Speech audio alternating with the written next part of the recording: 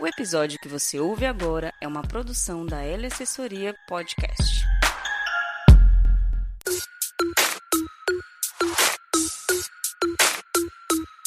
Agora sim! Podcast Dinamizador no ar! Sejam bem-vindos, Batutada! É muito bom tê-los aqui conosco. E nós vamos continuar com um conteúdo muito focado para os recreadores e animadores que querem renovar, revigorar, reinventar a sua carreira, que tal? Então, a gente já falou aqui da possibilidade de trabalhar em hotel, de você mudar de cidade, trabalhar dentro de um acampamento. Falamos também sobre estudos do meio e o papel do recreador, ou seja, criar assim opções, cada vez mais opções. E hoje o papo será com Choquito, Maurício Choquito. Ele é uma referência na recreação desde os anos 90. Olha só, hein? Quando a internet apareceu, os primeiros sites de conteúdo de recreação e animação surgiram, ele era já um influenciador. Ele tinha ali a página choquito.com.br, cheio de atividades. Então era ali que a gente estudava. Hoje tem YouTube, né? Cheio de atividades do mundo todo. E eu me lembro que ele tinha saído de São Paulo e foi para Bahia. Falei, cara, que loucura! Eu preciso falar com esse sujeito. E hoje, com a ideia do podcast, trago para vocês o primeiro peregrino da recreação. Então, por isso, arrume seu fone, ajeite o volume e bora dinamizar!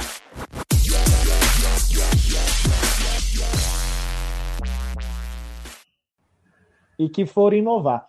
E assim, como eu te falei, primeira pessoa que eu soube que saiu de São Paulo e que foi para a Bahia ou foi para um outro estado foi você. Falei, cara, esse daí é corajoso. Esse daí saiu da casinha.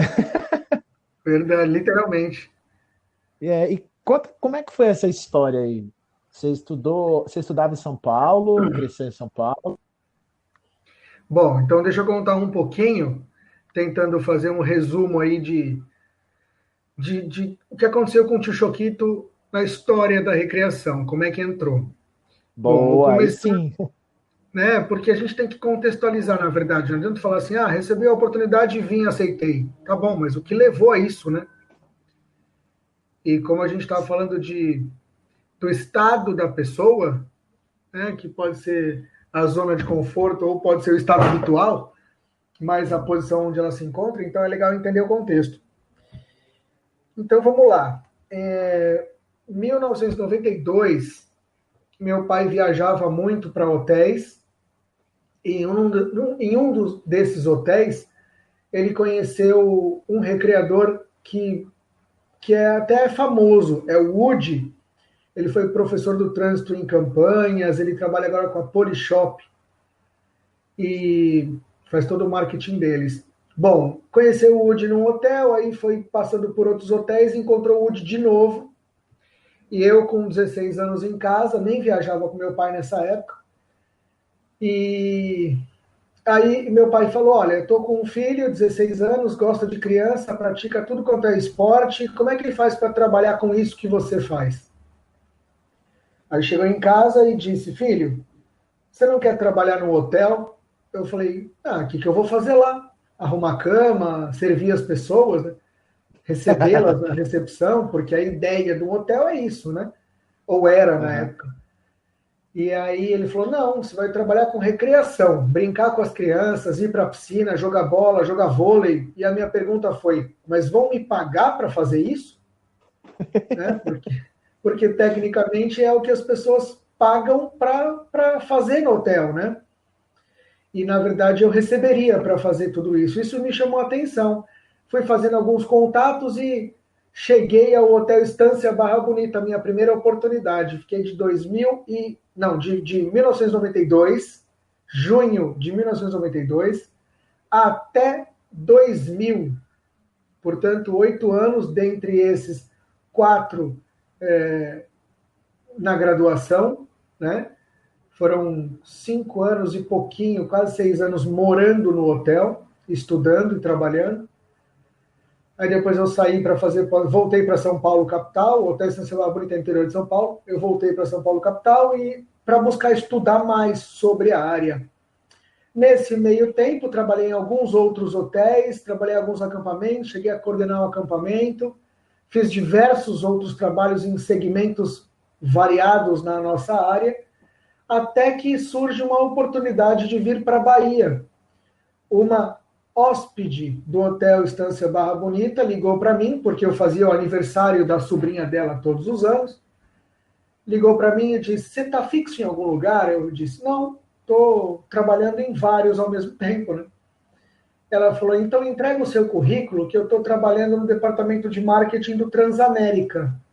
Eu confesso que já havia ouvido falar nesse hotel, mas não tinha a real dimensão do que significava esse resort, Transamérica em Comandatuba. Diga-se de passagem, o Barra Bonita já é, não sei se na época já era, mas ele é um grande resort, né? Uma referência até hoje, né? Em viagem de formatura. E nos anos 90 você teve lá, acredito que deve ter sido uma revolução tudo aquilo. E foi.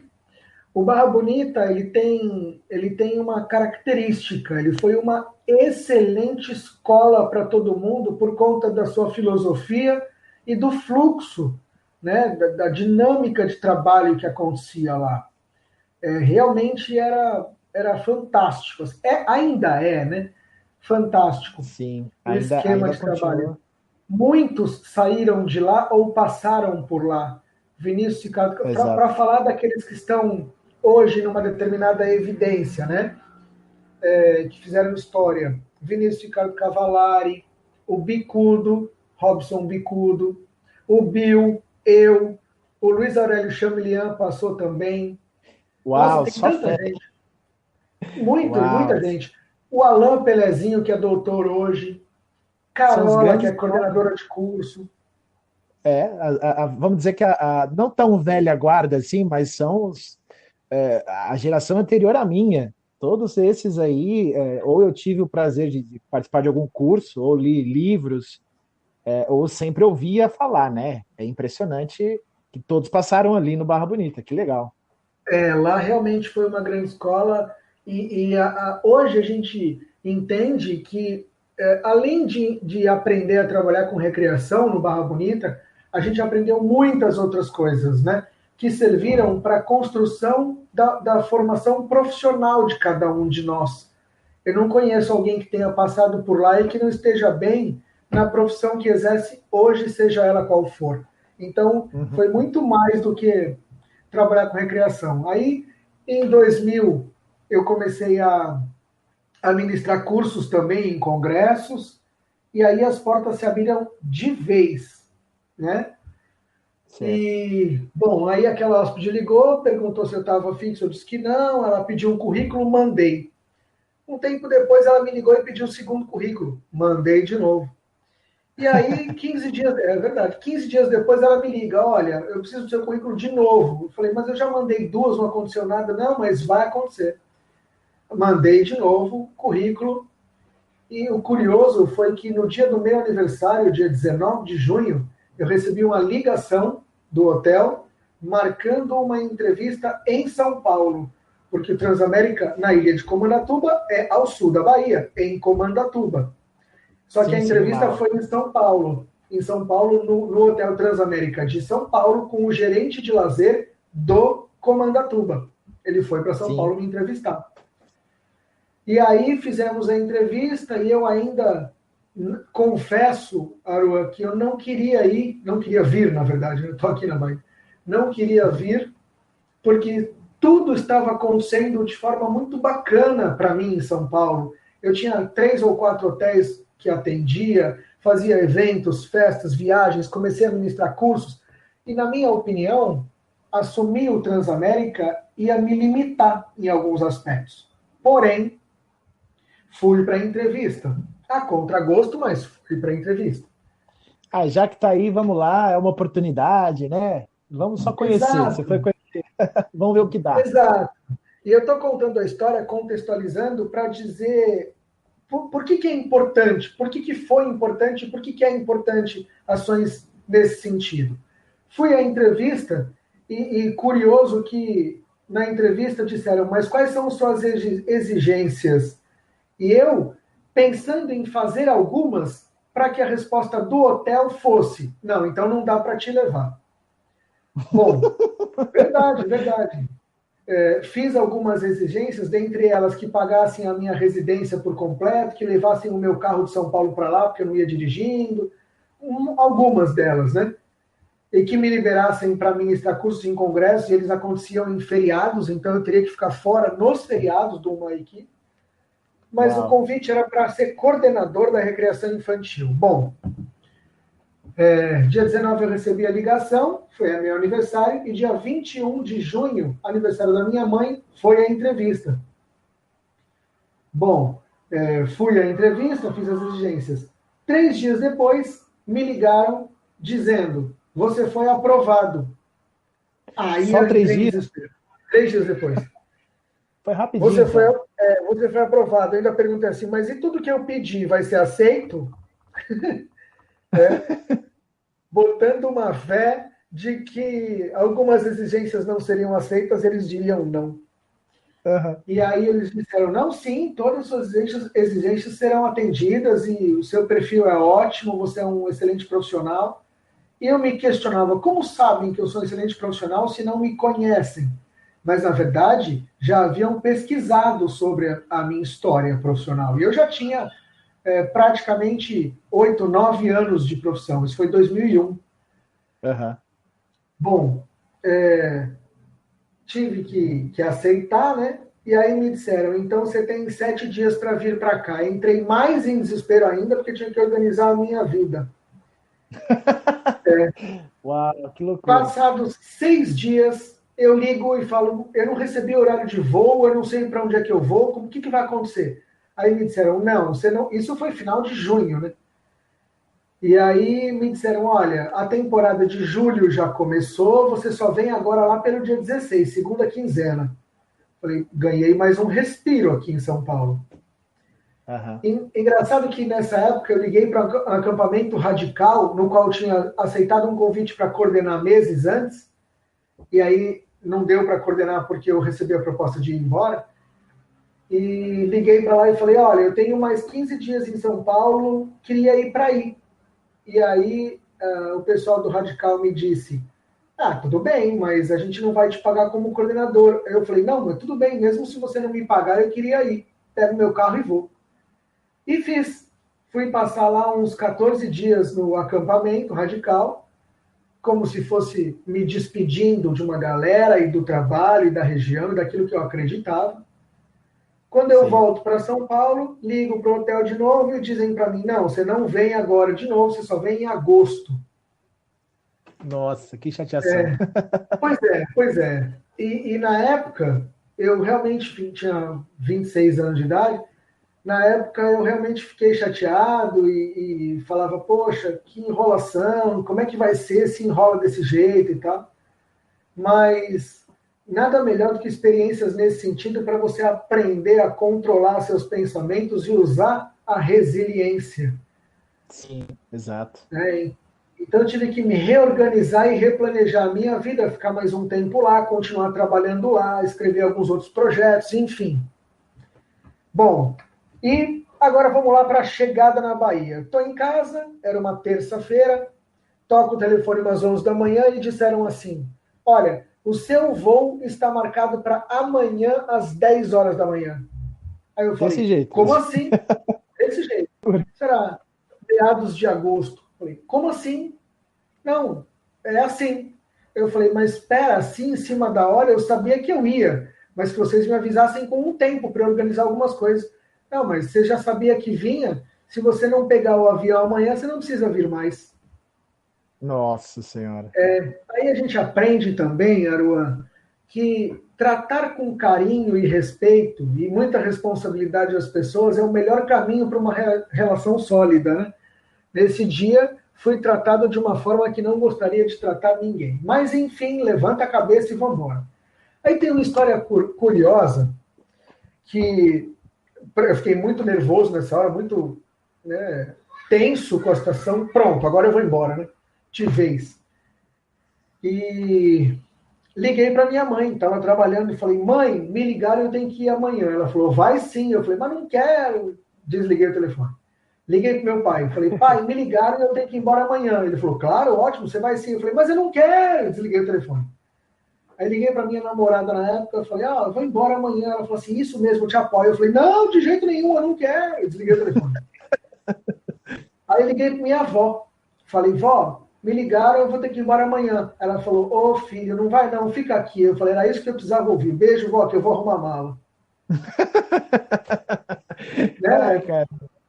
Na verdade, o ser humano ele sempre precisa de um apoio.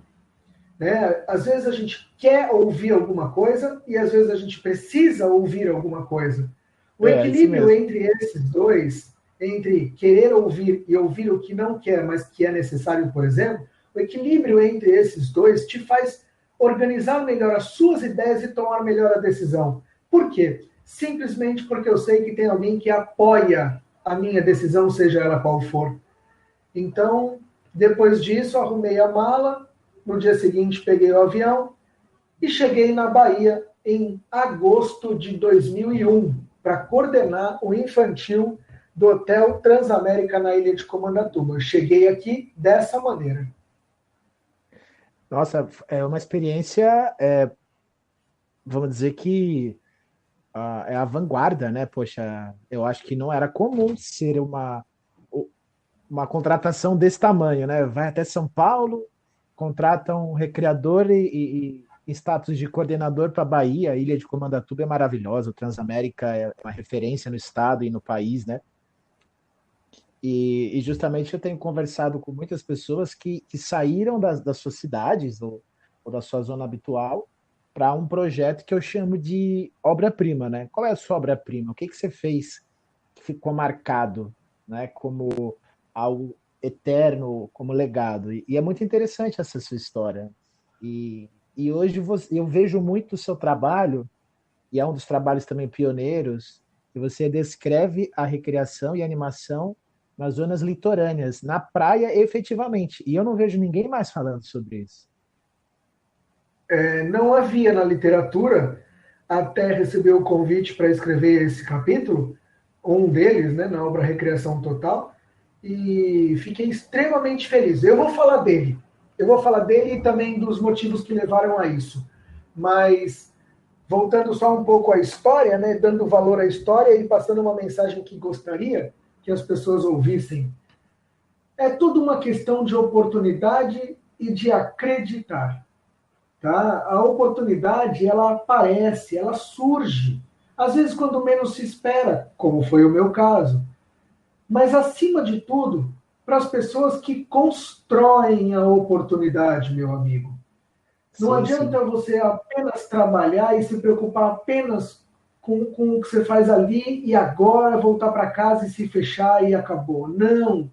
Olha como as coisas foram formando, né?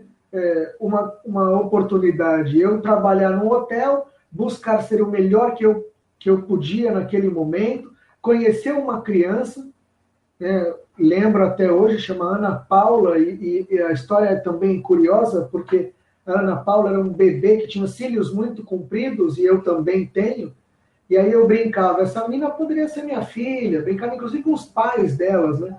De uma forma muito respeitosa, e passava e falava assim, minha filha aí, e o pai, o Zé, falava, eu queria ter esses cílios para ter doado a ela, e a gente brincava. A tia dessa menina conheceu o trabalho do Choquito, viu em 3 aniversários, 3 anos seguidos, e lembrou de mim. Então, o que eu quero dizer a todos é, por que as pessoas lembram de você? O que você causa nas pessoas? Muitos coaches e profissionais do desenvolvimento humano e do marketing também estão usando a palavra impacto. E eu acho que, às vezes, a depender da compreensão, isso se banaliza. Mas vamos lá. Qual o impacto que você causa, né? Eu vou tirar um pouco, já perguntei agora do impacto, mas tirando um pouco. O que você entrega para essas pessoas? Né? porque impactá-las implica na interpretação que elas farão daquilo que você entrega e o uso disso. Quando você diz uma pessoa foi impactada, significa que ela recebeu uma determinada mensagem e interpretou de uma determinada maneira e agiu de uma determinada maneira. Mas, por mais que eu esteja preocupado, né, com essa linha, com relação ao meu trabalho, o fundamental é quem sou e o que entrego. Claro que através do quê? Então, no nosso caso, traduzindo agora isso que eu disse em exemplo e usando a mim mesmo como exemplo, eu sempre fui um recriador que buscava fazer e entregar o melhor. Eu não ficava feliz em fazer uma brincadeira sem vontade, eu não ficava feliz em cantar uma música só porque tinha que cantar. Eu cantava uma música porque eu queria cantar aquela música, eu explicava uma brincadeira porque eu queria explicar aquela brincadeira. Eu dava um abraço numa criança porque eu sentia a necessidade de dar um abraço naquela criança.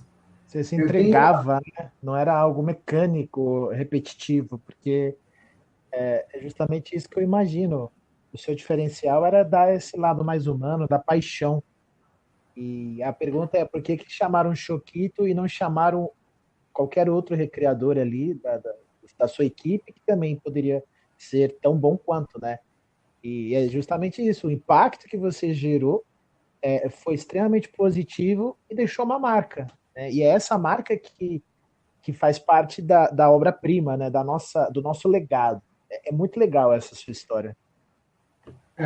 E o mais importante é que ela é totalmente verdade, né? Sem maquiar, sabe? Sem forçar uma barra em situações. Mas, enfim, aí toda essa entrega, né? Todo esse trabalho, toda essa dedicação e também estudo, porque nessa época, eu já tinha graduado em Educação Física, então já estava estudando sobre a área. Ela lembrou de mim e falou, eu acho que vale a pena e tal. E ficou. E se me permite, gostaria de fazer uma reflexão simples sobre a indicação. Uhum. Há muitos anos eu ouço, mas fulano de tal conseguiu emprego por QI. Uhum.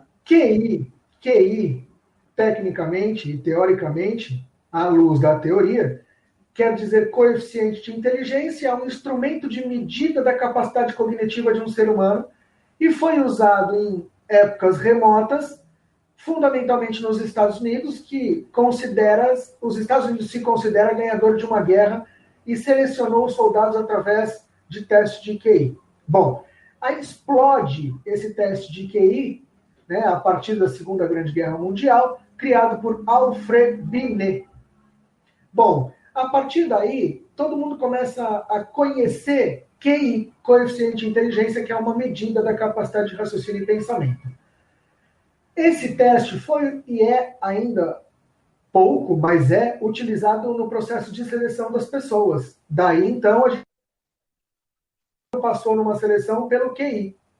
Quanto mais inteligente, mais propenso a passar. Entretanto, a ciência evolui, a psicologia também, e surge uma teoria chamada inteligências múltiplas, em que não é apenas o cognitivo ou a formação de pensamentos que denota capacidade de inteligência de alguém.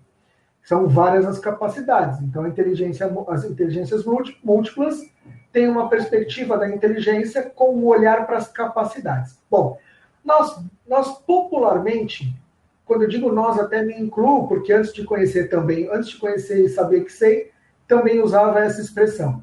Fulano de tal entrou nesse trabalho pelo QI, mas não coeficiente de inteligência, e sim quem indica.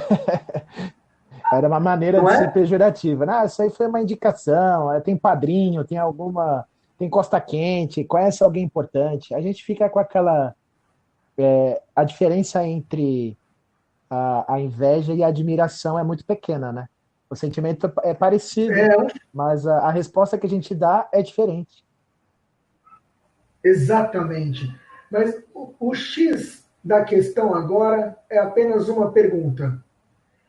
Se você soubesse que o teu amigo, teu melhor amigo de coração, é um irresponsável que chega atrasado e responde para o chefe de forma grosseira, você o indicaria? Eu não. Não é? Eu não. Pois é. acho que poucos fariam isso, né? Ou quase ninguém. Então, eu apenas não quantifiquei, não traduzi isso em artigos, mas toda a turma que dava aula na graduação, enquanto tive essa oportunidade também, perguntava isso. De aproximadamente 40, 50 alunos, um respondia sim, indicaria, e na hora de justificar, um ou dois, justificavam da seguinte maneira: eu indicaria para dar uma chance dele mudar. Ah, sim. Bom, é uma perspectiva, mas percebe que é um mínimo de pessoas que fazem isso, Exato. né? Então, a indicação, ela tem um peso chamado responsabilidade. Se eu indicar alguém que não dê certo, a probabilidade de alguém me pedir indicação novamente é mínima. Então, eu prefiro indicar pessoas que funcionem, mesmo que tenham dificuldades, mas que funcionem, que sejam responsáveis, idôneas, de bom caráter, de bom relacionamento, que sejam conhecedoras daquilo que fazem. Então, eu prefiro indicar pessoas assim do que indicar pessoas que eu sei que vão dar trabalho, mesmo que depois elas revertam. Até porque se você indica alguém que não dá que não entrega aquilo que é desejado, você também perde credibilidade. Sem dúvida. Não tem para onde correr, né? Não tem para onde correr. E aí você vai explicar para quem te pedir indicação, mas eu indiquei que é para ele crescer e aprender. A pessoa pode responder, mas não é aqui que ela vai fazer não isso. Não era isso que eu queria. Eu queria uma indicação de qualidade. E nem você, então. Então, eu também não faço uma alusão para que não possamos dar uma oportunidade para as pessoas. Não, claro que temos que dar a oportunidade, mas o X agora, o ponto mais importante é o seguinte: seja a pessoa que vai ser indicado. Seja. Então, pense assim: eu gostaria de indicar alguém com determinado perfil e características para um trabalho. Seja esse. Né? Busque ser uma pessoa indicável, eu diria. Tá? Sim, faz muito sentido. Fui indicado, fui aceito, chego na Bahia e me deparo com uma equipe de aproximadamente 16 pessoas, sendo que o único com graduação era o Maurício Choquito. Ninguém mais ali tinha graduação. E eu quero chamar a atenção para um detalhe. Isso eu vou falar de forma bem sucinta e objetiva, porque não é o tema. Por que será que muitas pessoas que não têm graduação em nenhuma área trabalham na nossa área? Vírgula. E trabalham bem, muitas vezes. Porque a nossa área, historicamente, é uma área onde quem ocupava os lugares e as oportunidades eram pessoas que tinham perfil, não pessoas que tinham também determinado conhecimento. Sim. Na medida em que o conhecimento foi vindo à tona com os livros, com os cursos, com os congressos, com os programas de treinamento, as pessoas passaram a ter perfil e conhecimento. E aí, então, a área começa a mudar um pouquinho e as pessoas começam a exigir também uma formação. Porém, em muitos, afirmo, muitos lugares desse país, não tem gente com perfil e formação e conhecimento. Já ministrei treinamentos em muitas cidades, em diferentes estados, onde não é muito difícil recrutar, é muito difícil selecionar. Ministrei um treinamento numa das equipes, onde eles buscam pessoas no ensino médio. Nossa. Porque as pessoas que terminam o ensino médio, que buscam ou não a faculdade, não querem trabalhar com isso, por terem que trabalhar finais de semana, feriado, etc. Uhum. Então, buscar pessoas no ensino médio foi a saída que essa região encontrou. Onde eu quero chegar?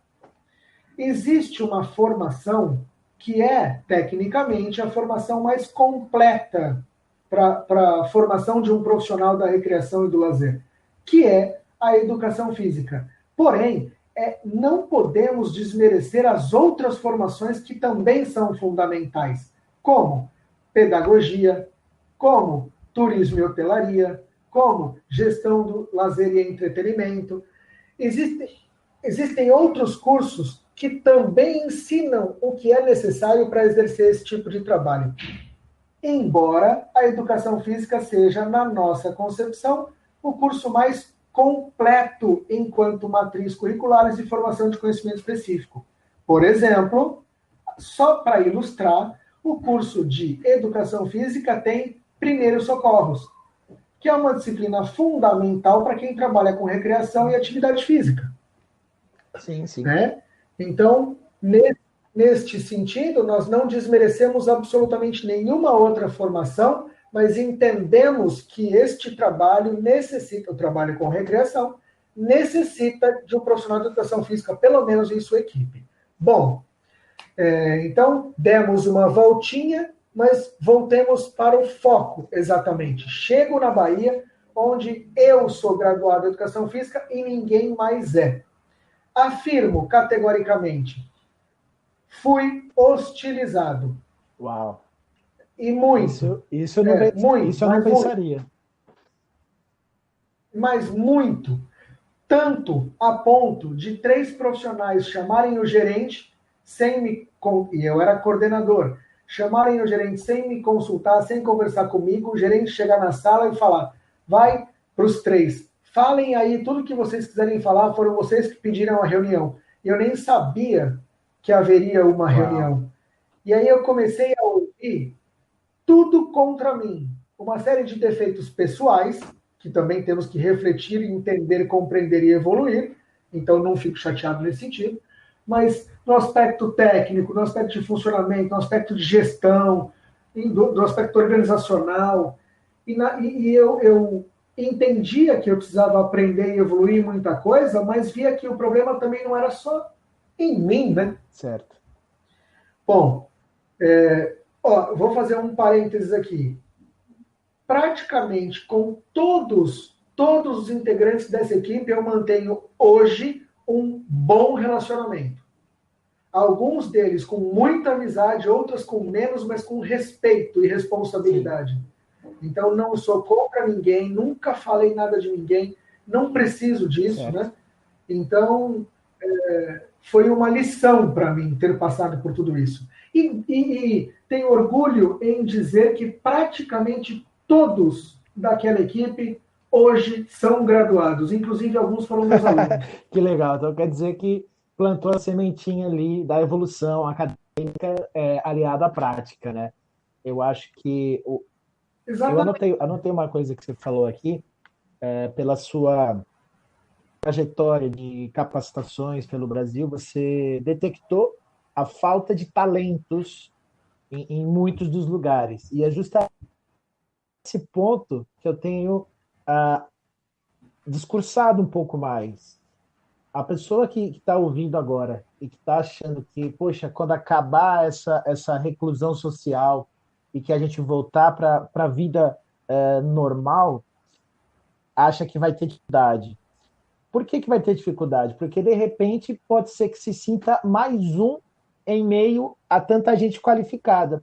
E que, de repente, o talento dela pode ser um super diferencial em uma outra cidade, num outro estado desse nosso país gigantesco, não é?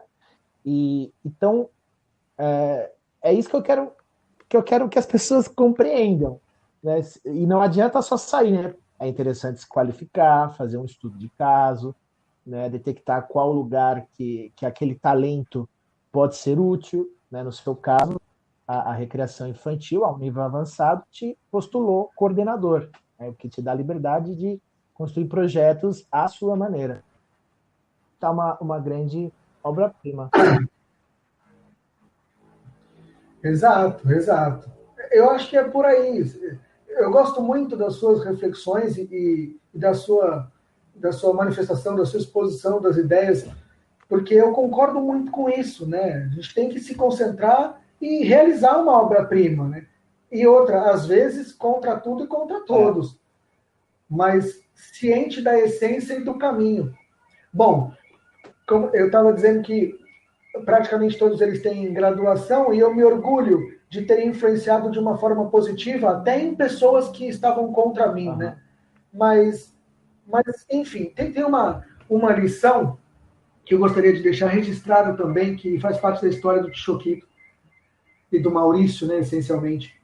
Eu estava ainda trabalhando no Transamérica Comandatuba, eu passei de coordenador infantil para coordenador geral do departamento, coordenando também o adulto e os eventos, além do infantil. Então, um grande salto, né? Mas estava cheio de problemas, muita gente da equipe contra, estava muito difícil. E aí eu ligo para o meu pai, chorando, e digo, em São Paulo, meu pai, e digo, pai, eu não aguento mais, eu quero ir embora. E meu pai, super tranquilo, com equilíbrio espetacular, disse, tudo bem, filho, pode voltar, pode vir morar aqui em casa, eu te ajudo nesse recomeço aí, fica tranquilo, você tem seu pai aqui, mas vamos só combinar uma coisa. Passe pelo problema, e quando você vencer o problema, você diz pro hotel, muito obrigado, eu não preciso mais de vocês, eu vou para casa do meu pai, e volta. Aí eu parei de chorar, falei, tá bom, eu vou fazer isso então, vamos dar certo, vamos vencer. Chorando, desliguei o telefone, levantei e fui trabalhar. Agora, depois que você passa pelo problema, você sai por quê? Exato. Não é? Depois que você vence, não tem sentido mais ir embora, fugir, abandonar. Depois que você vence, o sentido é continuar, porque deve-se assumir a responsabilidade por tudo que fez e criou. Então eu fiquei para manter aquilo que fazia. Então, uma grande lição, né? Quando você está passando por um problema, primeiro saia do problema, depois você vai melhorar seu poder de decisão. Quando está no meio da turbulência, a gente não consegue raciocinar direito. A emoção toma conta e é impulsivo, sai dando só respostas destemperadas, né? Mas é parte do processo, né? A construção de uma obra-prima nunca vai ser fácil. Se fosse fácil, todo mundo tinha feito. É verdade, é verdade. Mas olha, então ressalto para quem ouvir esse podcast inteiro, ressalto que eu não tenho absolutamente nenhum problema com o hotel, tampouco com as pessoas que lá estiveram na minha época. Muito pelo contrário, os respeito, sou amigo de todos, tenho muito contato com muita gente, então ficou na história da construção de todo mundo. E acredito que também não tenha sido fácil para eles, né, a minha chegada. Mas, enfim, saio do Transamérica porque recebo uma oportunidade de dar aula no ensino superior. Ou seja, não saí do Transamérica por problema ou porque não dava mais. Saí porque queria dar um salto, dar aula no ensino superior, que já era meu projeto desde o início da minha carreira. Quando meu pai disse, filho, e eu já trabalhava com recreação, e lá vem meu pai na história de novo, e ele disse, filho, um dia você vai ter 40 anos, vai estar careca, barrigudo, e não vai aguentar correr atrás das crianças do jeito que você corre agora. Faça alguma coisa com conhecimento. Eu falei, é verdade, pai, eu vou fazer alguma coisa com conhecimento. E aí me coloquei na condição de estudar sobre aquilo. O que os livros dizem? O que eu penso?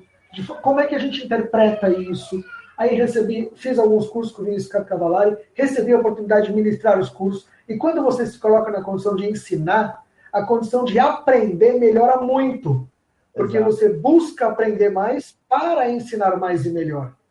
Então, meu desenvolvimento foi muito grande nesse sentido, no sentido realmente da aprendizagem sobre o que a gente fazia naquela época, né? Sem tantas referências, mas com algumas que eram boas. Bom, aí saí do Transamérica por uma oportunidade de dar aula no ensino superior, que já era o meu objetivo. E foram 13 anos muito bem entregues, com total responsabilidade e consciência, numa faculdade em Itabuna, no sul da Bahia, chamada Unime. Então, isso começou em 2005, terminou o ano passado, 2019, e, enfim, eu continuo me sentindo professor, mas ensinando de uma outra maneira. Mas o ensino foi uma escolha, uma decisão muito, muito consciente do que eu queria para a minha vida naquele momento, né? Auxiliar na construção, auxiliar na formação, e não apenas isso, mas oportunizar mercado para os meus alunos. E foi o que fiz quando entrei na graduação. comecei a coordenar outros espaços e outros hotéis para levar os meus alunos para a realidade prática. Então, não bastava o ambiente acadêmico, tínhamos que nos relacionar com o ambiente prático, didático e real da aplicação das teorias que discutíamos. Até que recebo em 2010 a proposta para o Camping do Siri, e estou lá até hoje, completando 10 anos de Camping do Siri já, coordenando a equipe, e a cada ano levando cerca de 20 recreadores aproximadamente. A equipe é formada por 25 pessoas, mas 20 são recreadores, tem o circo e o técnico de som, que é com a gente também, e oportunizando, buscando ensinar, buscando evolução e buscando desenvolvimento. Essa é praticamente a história de por que eu saí de São Paulo, quando eu saí de São Paulo e onde eu estou, o que eu faço hoje e como as coisas aconteceram. O Camping do Siri fica onde exatamente? Fica ao sul do Espírito Santo, ao sul, um pouquinho mais para baixo de Guarapari, no município chamado Marataízes, na beira da praia. Pronto. Chegamos naquele ponto, Aruan, que a gente fala sobre o capítulo no livro. Sim. Ou seja, você desbravou mesmo, né? Você saiu de São Paulo, foi para Comandatuba, que é uma ilha maravilhosa da Bahia, para Itabuna e agora está no sul do Espírito Santo. Quer dizer, você levou assim o teu legado para lugares remotos que ninguém imaginava. Quando eu paro para entender isso dessa maneira, para olhar para essa situação, interpretar, eu vejo que realmente eu estou levando um pouco da história, do conhecimento, da prática, enfim, levando um pouco de mim para diversas regiões e, graças a Deus e graças ao nosso trabalho, fazendo a diferença. Eu costumo brincar que eu sou um paulista que mora na Bahia e trabalha no Espírito Santo. É uma bela definição. E aí os meus amigos mais próximos, eles dizem assim para mim, que a polícia não saiba. Pois é, porque não tem onde te achar, né? Você tem vários lugares para se esconder aí. Choquito, que legal. A gente vai chegando já ao final desse episódio, mas eu já quero deixar um convite futuro para a gente voltar a se encontrar, para você contar dessa história sua, do site que você fez. Era algo fora, mais uma vez, uma inovação sua, né? Levar o repertório para quem precisasse, quem quisesse encontrar novas atividades. E então, poxa, você é um cara que tem muita coisa para contribuir ainda com essa nossa linda área que está melhor do que nunca. Hoje tem recreadores em todo tipo de atividade social que você pode imaginar. Exato. A gente tá que nem formiga, ocupando todos os espaços inimagináveis. Verdade. Que assim seja. Dada a importância do que a gente faz. A sociedade precisa muito desse nosso poder, desse nosso conhecimento, né? A gente tem um poder maravilhoso. Querido, até eu vou pedir que você deixar. Deixa eu terminar esse pensamento, até porque, como a gente estava conversando outro dia, antigamente nós nos preocupávamos com o que fazer, mas com a crescente da formação de conceitos e ciência da recreação, ciência dos jogos e brincadeiras, com mais livros aparecerem, enfim, nós fomos entendendo que não é apenas o que se faz, mas como se faz, com quem se faz, por que se faz. Então, é uma perspectiva desenvolvimentista a partir de uma relação pessoal com a estratégia lúdica, jogos e brincadeiras. Então, é muito maior. Em ser maior, dá para a gente usar e aplicar em outros diferentes contextos. Por isso se faz tão importante, na nossa opinião. Né? Mas, olha, antes da gente finalizar, então, e deixar a mensagem final, eu gostaria só de pontuar quatro aspectos que foram conversados aqui. Se a gente não parar para refletir sobre esses aspectos, essa conversa pode passar, né? Porque a gente fala tanta coisa, a gente fala tanta coisa que o primordial às vezes não fica. Então, a primeira questão é sobre oportunidade. Eu ouço as pessoas dizerem assim: crie a oportunidade. Na cabeça de muitos, isso é uma dúvida tremenda, porque ele vai se questionar, mas como eu faço para isso? E eu digo, o melhor caminho para criar oportunidades é fazer o melhor que você puder sempre, conhecer as pessoas e tratá-las da melhor maneira. As pessoas vão lembrar de você. Depois nós falamos sobre indicação. Indicação é um ponto fundamental. Seja a pessoa indicada, seja uma pessoa indicável, né? Não adianta você ter posturas e condutas inadequadas e querer ser indicado para um trabalho. A tendência é não acontecer isso. Então, seja indicável. Se você não fosse você se indicaria para trabalhar? Você indicaria essa pessoa? Então, seja. Depois refletimos sobre trabalhe, mesmo tendo gente contra, porque vai ter. Isso é um fato.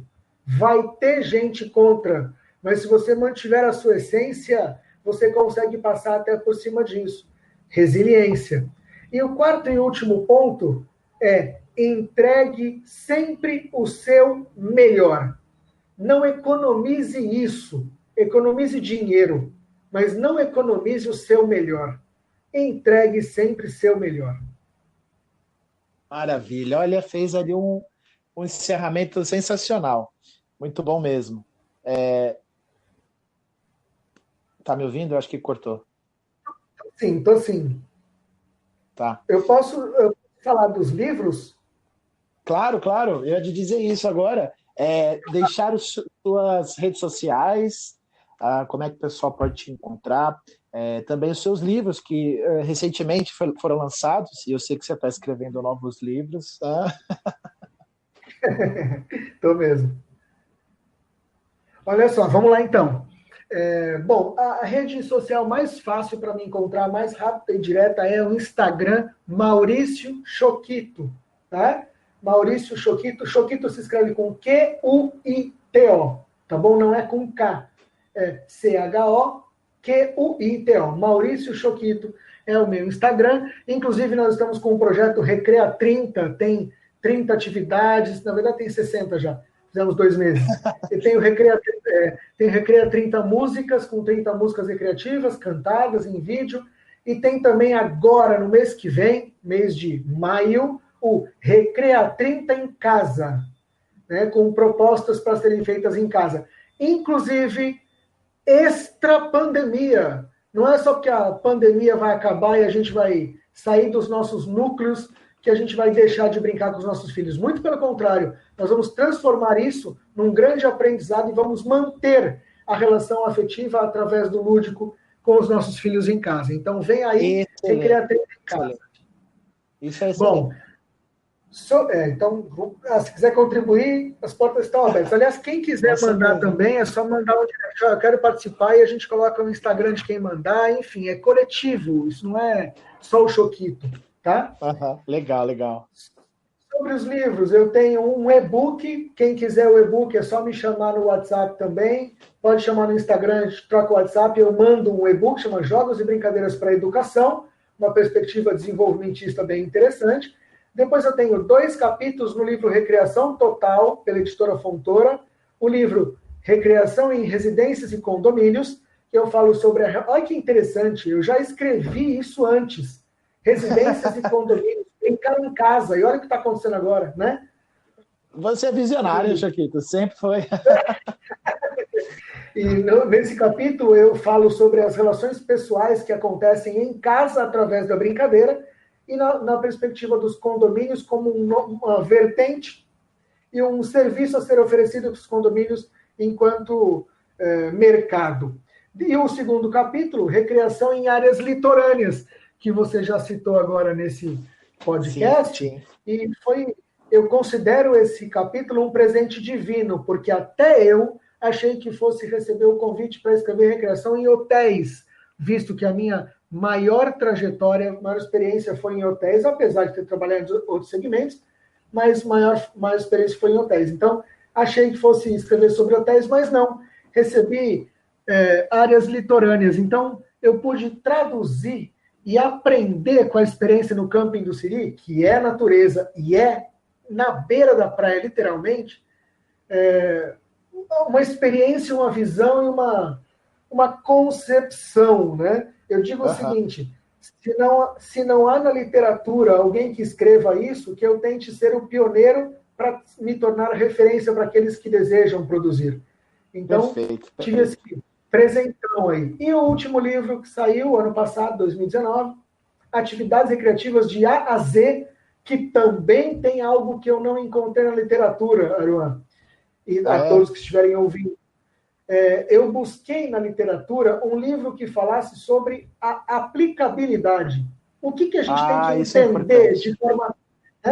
O que a gente tem que entender de forma técnica e didática para aplicar uma atividade?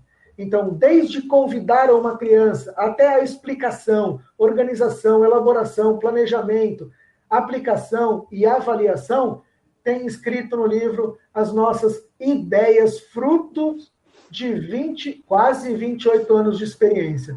Esse livro está acessível. É muito conteúdo. Eu espero, né?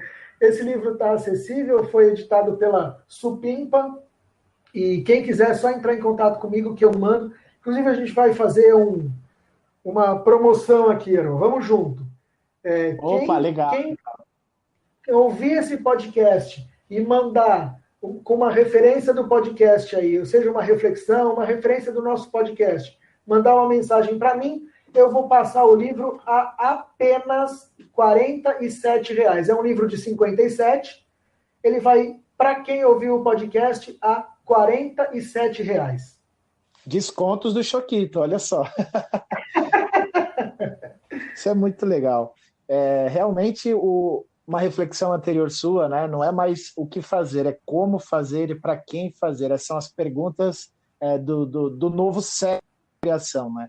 Acho que é muito importante. E eu sei que é o tema que você vai abordar agora no Congresso de Recreação, Animação e Ludopedagogia ali da Bahia. Então, já quero assistir.